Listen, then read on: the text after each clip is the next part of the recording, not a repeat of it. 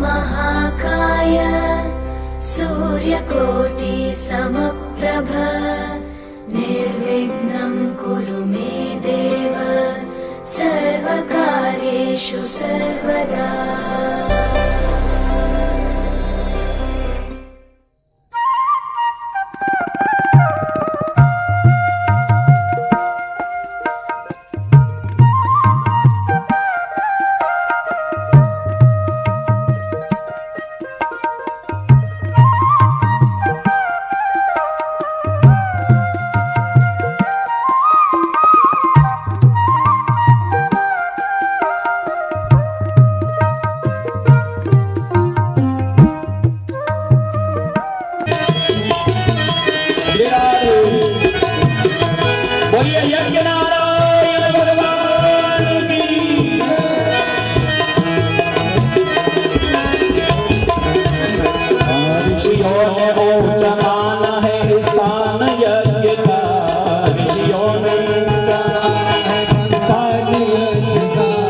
ऋषियों ने यज्ञ की महिमा को समझाए और जगह जगह धर्म का प्रचार करने के लिए यज्ञ करते रहते हैं। ऋषियों ने ऊंचा माना है स्थान यज्ञ का, ऋषियों ने ऊंचा माना है स्थान यज्ञ का, संतों ने ऊंचा माना है स्थान यज्ञ का, संतों ने ऊंचा माना है स्थान यज्ञ का।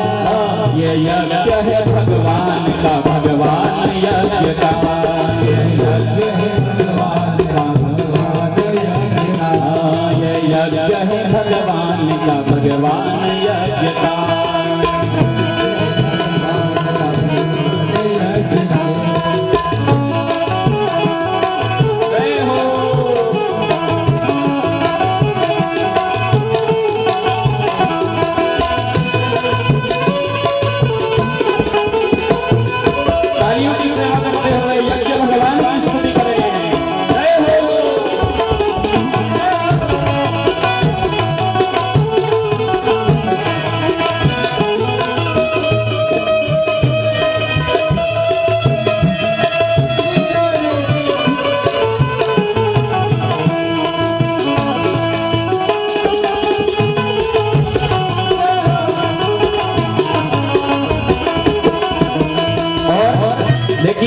यज्ञ करने से क्या क्या होता है सुन लीजिए। होता है कन्यादान बेटी के सामने, होता है कन्यादान। देखिए जब भी आप अपनी कन्या का दान करते हो, विवाह करते हो, तो बिना यज्ञ के कन्यादान नहीं हो सकता है। होता है कन्यादान बेटी के सामने, होता है कन्यादान के सामने, पूजा है इन्हें राम ने, पूजा है श्याम ने, पूजा है राम ने, पूजा है श्याम ने, पूजा है इन्हें राम ने, पूजा है श्याम ने। श्री राधे श्री राधे।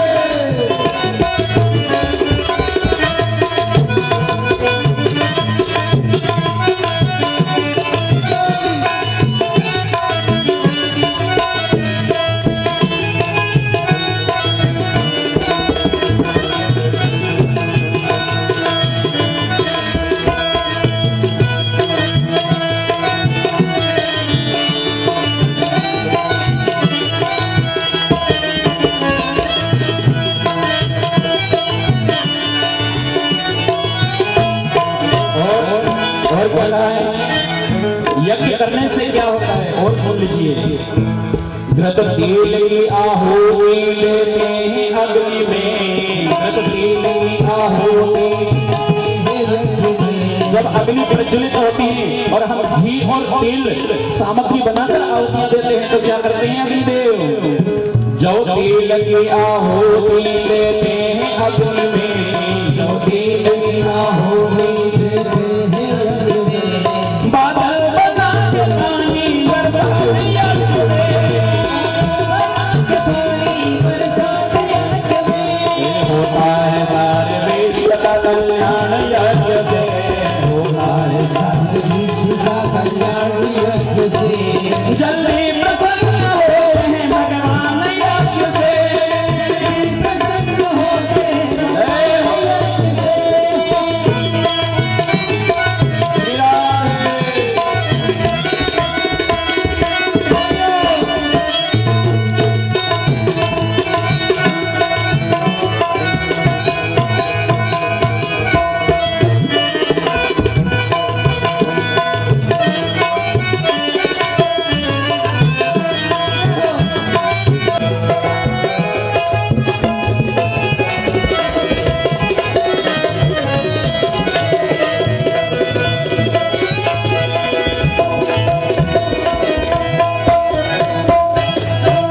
यज्ञ करने से परमात्मा जल्दी प्रसन्न हो जाता है।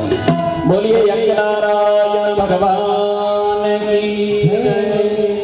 पुत्र थे, ऋषियों ने उन्हें आदेश दिया, है ऋषियों आप मनु को लेकर के मनुज के साथ मिलकर के यज्ञ करो। और यज्ञ किया गया। यज्ञ से उन्हें 5 संतानें हुई। 5 संतानों में 2 पुत्र और 3 कन्या इनके यहाँ हुई। 3 बेटियों में सबसे बड़ी बेटी आकुति थी। आकुति का विवाह रुचि प्रजापति के यहाँ किया और रुचि के गर्भ से स्वयं यज्ञ भगवान अवतरित होकर पधारे थे। और यज्ञ भगवान जो थे माता दक्षिणा के गर्भ से, जब ऋषियों ने यज्ञ किया ना तो माता दक्षिणा के गर्भ से 11 यज्ञों की उत्पत्ति हुई। एक यज्ञ से 11 यज्ञ हो गए। उनमें अश्वमेध, राजसु, नरमेध, पुत्रेष्टि ये अलग अलग यज्ञ हुए। हे राजन, मनुज महाराज की जो मछली कन्या थी जिसका वर्णन मैंने तुम्हें कल सुनाया था, जिसका नाम प्रसूति था, प्रसूति का विवाह दक्ष प्रजापति के साथ हुआ। और दक्ष प्रजापति के यहाँ 60 कन्याएं होती है। 60 कन्याओं में सबसे छोटी कन्या का विवाह दक्ष ने भगवान शिव के साथ किया, जिनका नाम था सती। दक्ष ने शिव का अपमान किया। शिव के अपमान के लिए एक यज्ञ का आयोजन किया। उस यज्ञ में शिव को और अपनी बेटी सती को निमंत्रण नहीं दिया। और पति की आज्ञा न मान करके सती अपने पिता के यज्ञ में गई और वहां देखा तो अपने पति का स्थान नहीं पाया। तो माता सती ने क्रोध में भर करके सभी देवताओं को और सभी ऋषियों को भी श्राप दे दिया। अपने पिता से भी कहा, ये पिता तेरा यज्ञ कभी पूरा नहीं होगा, क्योंकि जो यज्ञ परमार्थ के लिए किया जाए, धर्म की स्थापना के लिए किया जाए, वो यज्ञ स्वयं परमात्मा आगे रह करके पूर्ण करते हैं। और जो यज्ञ अधर्म के लिए किया जाता हो, किसी के अपमान के लिए यज्ञ करोगे तो वो यज्ञ कभी पूरा नहीं होगा। दक्ष प्रजापति ने यज्ञ किया, वो यज्ञ शिव के अपमान के लिए किया जा रहा था। इसलिए माता सती स्वयं अपने प्राणों का त्याग कर देती है। जब शिव को पता लगा, महाकाल ने वीरभद्र की उत्पत्ति की। वीरभद्र अपने गणों के साथ आकर के वीरभद्र ने यज्ञ को विध्वंस कर दिया। यज्ञ में जो आचार्य बन के भृगु ऋषि बैठे थे, भृगु ऋषि के दांत तोड़ दिए। दक्ष प्रजापति के गर्दन मरोड़ करके कुंड में डाल दी। उषा ऋषि के दांत तोड़ दिए, किसी की दाढ़ी उखाड़ दी। सभी इधर भाग गए। यज्ञ के प्रधान देवता नारायण थे, सब नारायण की शरण में गए, हमारी रक्षा करो, हमारी रक्षा करो। नारायण ने कहा, शिव के साथ मैं भी युद्ध नहीं कर सकता। देवता भागे भागे शिव के चरणों में गए, प्रणाम किया, प्रभु अपने वीरभद्र को शांत करो। भगवान भोले बाबा बड़े भोले हैं, बड़े सीधे साधे, थोड़ी सी प्रार्थना पर स्वीकार कर लेते हैं। भोले बाबा प्रसन्न होकर यज्ञ दक्ष प्रजापति के वहां आए, यज्ञ को पूरा करें प्रभु। यज्ञ के पूरा करने के लिए यजमान की आवश्यकता पड़ती है, और यजमान तो दक्ष प्रजापति मर चुका था। वीरभद्र ने उसकी गर्दन मरोड़ करके कुंड में डाल दी गई थी। आदेश दिया गया त्रिशूल को त्रिशूल से एक बकरे का मुंह काटा और बकरे का मुंह दक्ष प्रजापति को लगाया और दक्ष प्रजापति भगवान शिव की स्तुति करता है। अच्छा, बकरा कैसे बोलता है बताओ? मैं बोलता है। बकरा कैसे बोलता है? मैं, है ना? जो मैं करेगा उसकी निश्चित गर्दन कट जाएगी, ध्यान रखना। मैं मत करो। क्या कहना है? जो है सो आप हो। हम भी हर बात पे मैं करते रहते हैं। ये किसने किया? मैंने किया। ये किसका है? ये मेरा है। तो इस मैं शब्द को हटा दीजिए। जो किया सो आपने किया। आप शब्द का प्रयोग प्रारंभ कर दीजिए, परमात्मा जल्दी प्रसन्न हो जाएगा। दक्ष प्रजापति ने अब मैं शब्द को छोड़ करके एक अटपटी भाषा में भगवान शिव की स्तुति की। बम बम लहरी शिव शिव लहरी सब गाए, अगड़ बम बम लहरी, अगड़ बम बम लहरी, बम बम लहरी शिव शिव लहरी सब गाए, अगड़ बम बम लहरी, अगड़ बम बम लहरी।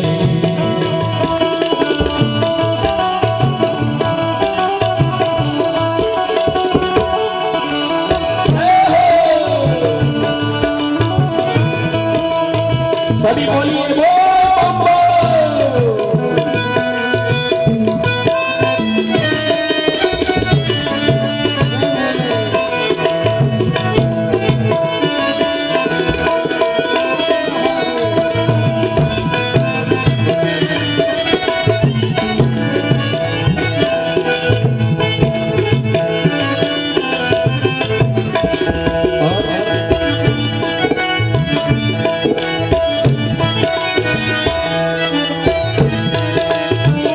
अगड़ बम बम लहरी, अगड़ बम बम लहरी,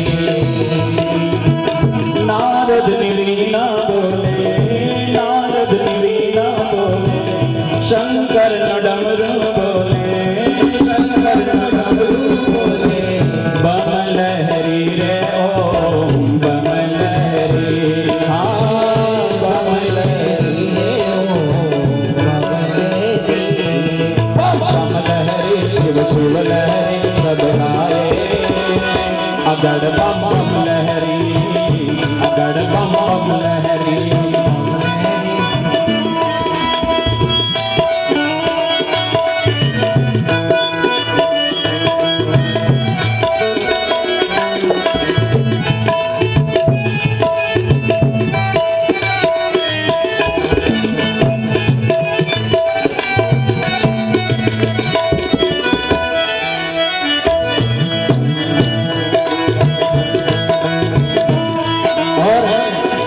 दक्ष प्रजापति की स्तुति को सुनकर भगवान शिव प्रसन्न हुए और नृत्य करने लग जाते हैं। तांडव कवि मुंडन पर नाचत गिरधारी, तांडव कवि मुंडन पर नाचत गिरधारी, तांडव कवि मुंडन पर नाचत गिरधारी, बम बम बम बम बम बम बम बम बम निकर बिन बिन बिन बिन बिन कली गलत गलत वाह का विस्तर गले वलम वलम का भंग भाले डमट डमट डमट डमट डमट धार चंद धाम मनोद शिव शिव। ओम नमः शिवाय, ओम नमः शिवाय, ओम नमः शिवाय, ओम नमः शिवाय, ओम नमः शिवाय, ओम नमः शिवाय, ओम नमः शिवाय, ओम नमः शिवाय।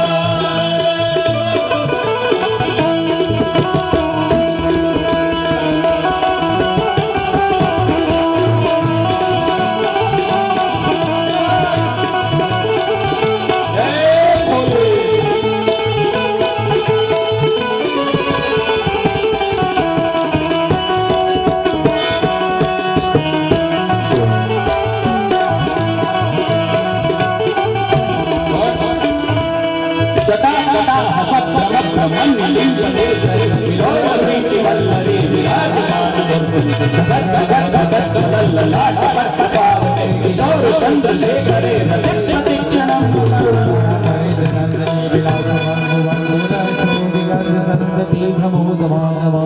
जटा भुजंग पिंगल स्फुरत्कणा मणिप्रभा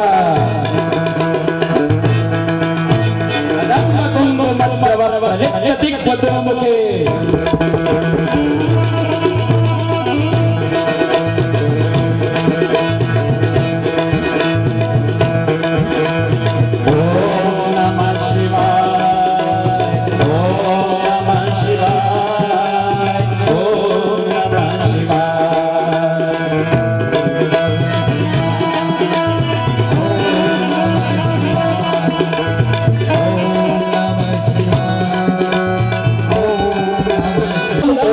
भवच्चिदं मकच्चिदं गतच्चिदं तमन्तकच्चिदं भजे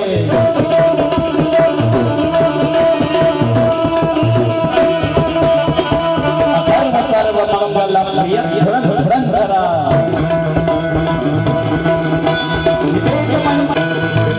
देवराज सत्यमान भावनामृतम न्याययज्ञ सत्समेन्दु शेखरं कृपाकरं नारदादि योगी वंदितं दिगंबरं काशीनाथरादिनाथ कालभैरवं वन्दे।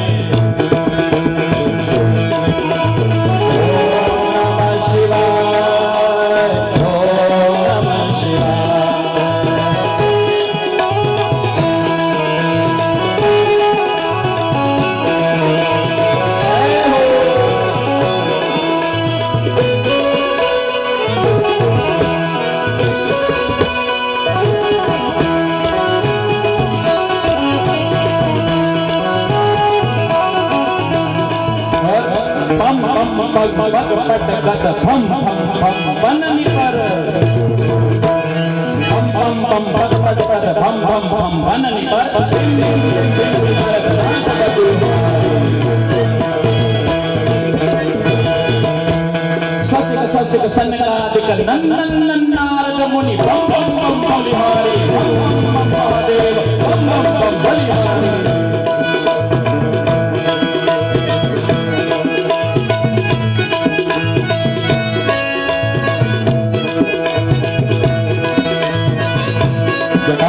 गलज्जल प्रवाह पावित स्थले गले बलं विलंबितं भुजंग तुंगमालिक डमड्डमड्डमड्डमड्डमन्निनाट्टमन्वयति प्रकारचण्डताण्डवं तनोतु शिवस्य प्रभातवाहनं प्रमग्रमन्निर्मलर्जति विलोलवीति वल्लरे विराजमान भगद्भगद्भगच्छलल्ललाट्टपावके किशोरचन्द्रशेखरेण प्रतिक्षणं ममधराधरेन्द्रनन्दने विलासवन्वदन्धुरस्वरदिगन्त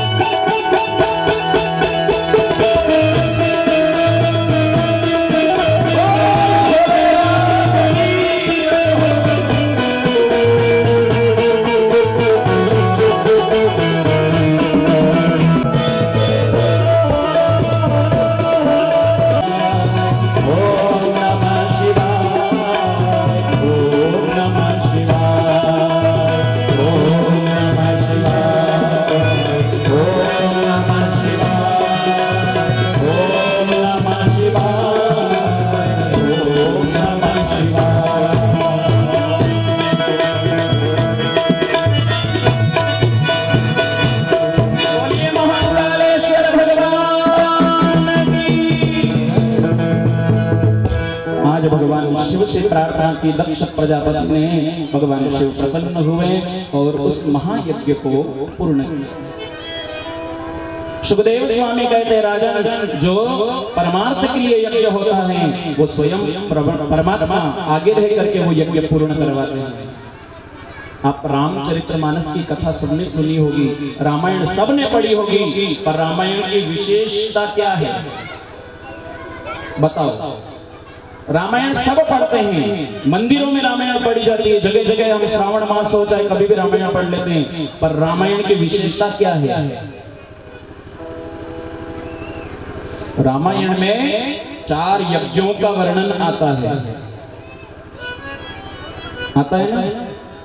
कौन कौन से? रामायण में 4 यज्ञों की कथा आती है, जिनमें से 2 यज्ञ पूरे नहीं हुए, और तो और उन 2 यज्ञों को स्वयं भगवान ने अपने ही भक्तों को भेज करके वो यज्ञ विध्वंस करवाए। बोलो 4 यज्ञ है ना? कौन कौन से? पहला दक्ष प्रजापति का यज्ञ, जिसने भगवान शिव के अपमान के लिए यज्ञ किया था, और उस यज्ञ को स्वयं भगवान भोले बाबा ने जाकर के उनके ही गण वीरभद्र ने जाकर के विध्वंस कर दिया। क्यों किया था? क्योंकि दक्ष प्रजापति अपमान के लिए यज्ञ कर रहा था।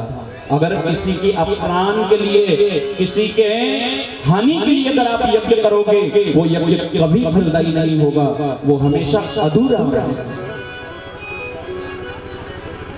यज्ञ करो ना तो भक्ति श्रद्धा के साथ करना, इसका अपमान करने के लिए यज्ञ मत करना। या यज्ञ में आप जो भी कार्य करें वो भक्ति के साथ करें। ऐसा नहीं कि यज्ञ जो कर रहे हैं वो सब हम ही कर रहे हैं, इससे मत सोचो। हमने इतने बड़े विशाल 2-2 यज्ञों का आयोजन किया है। ये सब यज्ञ नारायण भगवान की, मेरे गोविंद की कृपा है। रामचरितमानस में दूसरा यज्ञ किया था मिथिलापुरी के महाराजा जनक ने, धनुष यज्ञ। धनुष यज्ञ किया था, जिनमें प्रण था जो भी इस धनुष को तोड़ेगा, धनुष का विधि विधान के साथ शिव का पूजन किया गया, धनुष की स्थापना की गई, वही आहुतियां लगाई गई, और उसके बाद वो धनुष का प्रण प्रारंभ हुआ। सबने अपना अपना बल अपना लिया, और अपने बल के जो अहंकारी राजा थे, उन्होंने उस धनुष को उठाने के लिए अपने बल का प्रयोग किया, नहीं उठा पाए। और राम ने एक क्षण मात्र में उस धनुष को उठा करके हाथ लगाते ही वह धनुष टूट जाता है। तीसरा यज्ञ किया था महाराजा दशरथ ने। बोलो किया था क्या नहीं? पुत्रेष्टि यज्ञ। वशिष्ठ ऋषि के आदेश पर पुत्रेष्टि यज्ञ किया, और उस यज्ञ में अग्निदेव का आह्वान किया, और अग्निदेव की कृपा से उनके यहाँ 4 रत्नों की स्वयं परमपिता परमात्मा राम के रूप में अवतरित होकर पधारे।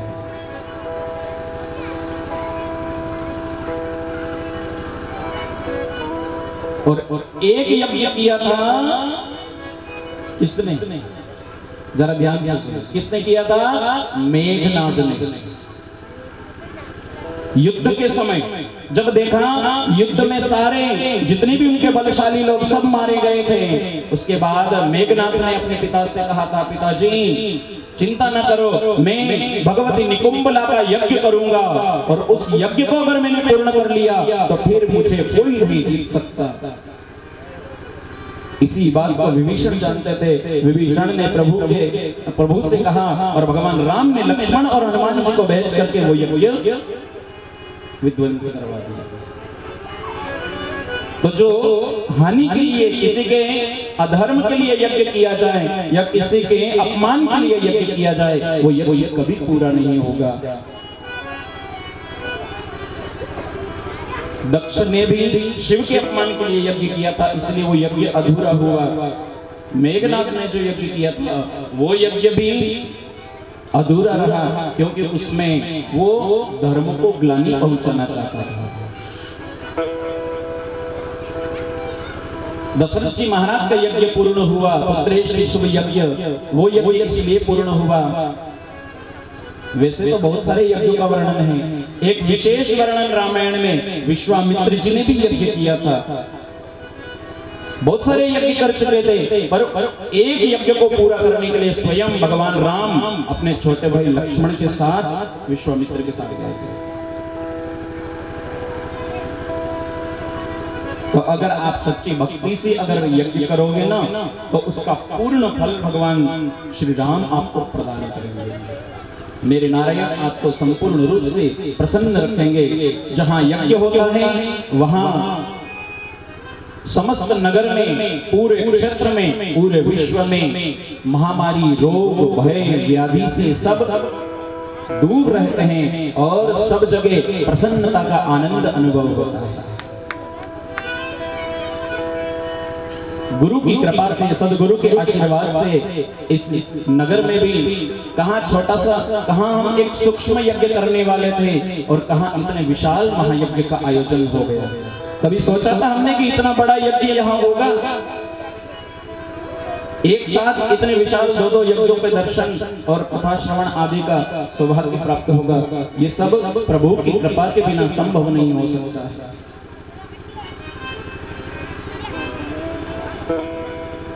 दक्ष प्रजापति ने यज्ञ को विध्वंस किया, वीरभद्र ने और भगवान शिव ने जाकर उस यज्ञ को पूर्ण करवाया। हे राजन, ये दक्ष प्रजापति की छोटी कन्या सती स्वयं पिता के यज्ञ में देह त्याग कर दिया और विष्णु से वरदान प्राप्त कर लिया था। मरते मरते सती मरत हरि सन वर मांगा, बार बार शिव पद अनुरागा। सती मरते हुए विष्णु से कहते हैं, जब जब भी मेरा जन्म हो तो मैं शिव की अर्धांगिनी बनो। यही कारण हिमगिरि ग्रह जाई, जन्मी पार्वती तनु पाई। पार्वती का रूप प्राप्त किया और फिर से शिव की अर्धांगिनी बनी। सबसे छोटी देवहूति कन्या भगवान कपिल रूप में परमात्मा ने अवतार लेकर अपनी मां का उद्धार कर दिया। हे राजन, अपनी मां को, केवल मां का उद्धार करने के लिए कपिल बनकर नहीं पधारे परमात्मा। परमात्मा ने कपिल रूप से अवतार लेकर के अपने ही अंदर छुपा हुआ सांख्य शास्त्र अपनी मां को श्रोता बना करके पूरे संसार के लिए रख दिया। केवल मां का ही उद्धार नहीं किया था, मां को एक माध्यम बना करके पूरे विश्व के लिए, समस्त जीवों के लिए सांख्य शास्त्र का उपदेश, भक्ति, ज्ञान और योग का उपदेश, अष्टांग योग का उपदेश अपनी मां को दिया और अपनी मां को सदगति प्रदान की। मनुज महाराज के 2 पुत्र हुए। उन 2 पुत्रों में बड़े पुत्र का नाम था उत्तानपाद और छोटे पुत्र का नाम था प्रियव्रत। अब बड़े पुत्र का आख्यान तुम सुनो।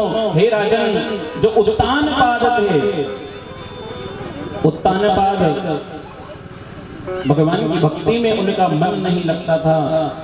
उनका मन सुंदरता में उलझा हुआ था।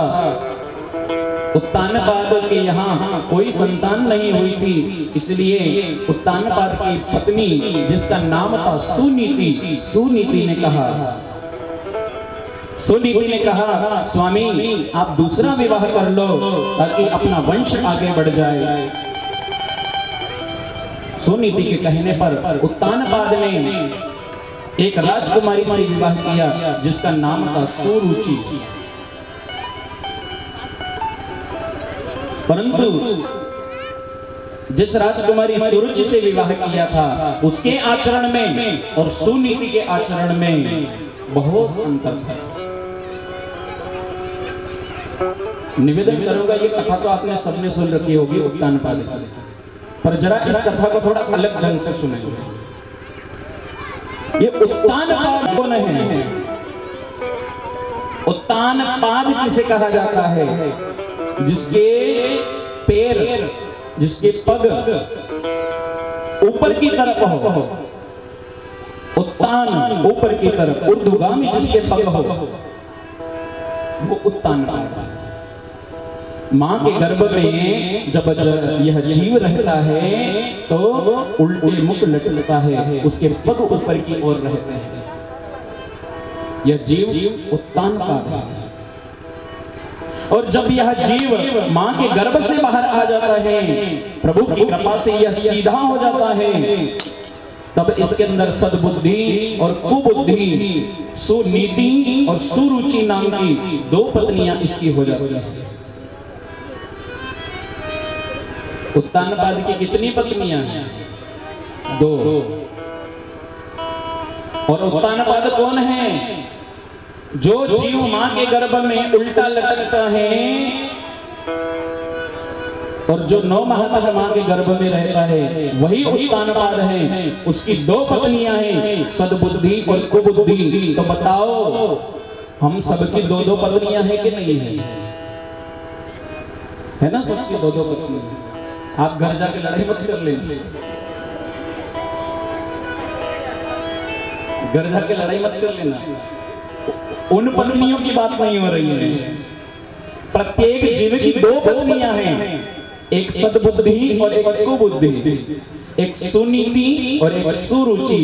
सुनीति वेद की नीति से कार्य करती है, पति की आज्ञा का पालन करती है, पतिव्रत धर्म का पालन करती है। और सुरुचि अपनी मन मर्जी का काम करती है। जो अपनी मर्जी से काम करे, जो किसी की बात ना माने, जो परिवार वाले बड़े बुजुर्गों की बात ना माने, जो अपने पति की बात को टाल दे, वो सुरुचि है।